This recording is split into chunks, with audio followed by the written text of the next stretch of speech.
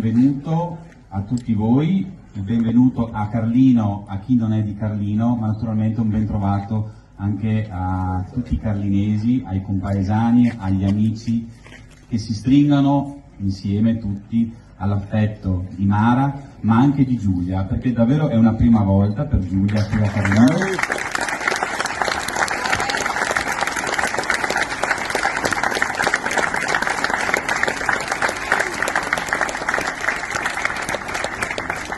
E come amministratore sono doppiamente emozionato perché davvero è un'eccezionalità straordinaria avere due atlete olimpiche in una comune come il nostro, che è una piccola comunità, e davvero questo ci rende tutti orgogliosi.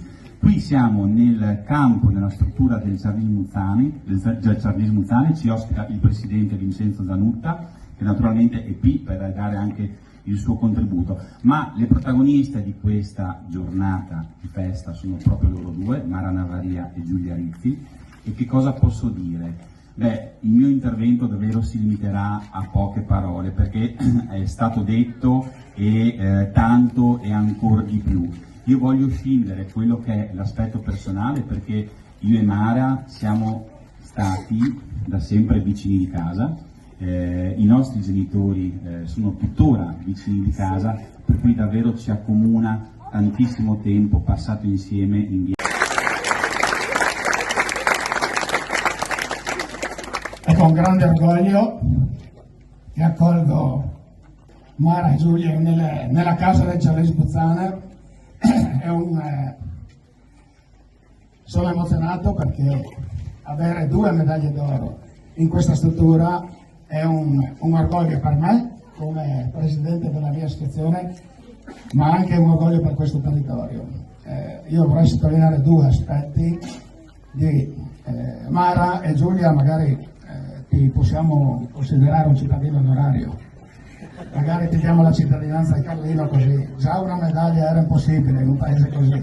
2 medaglie abbiamo fatto strike.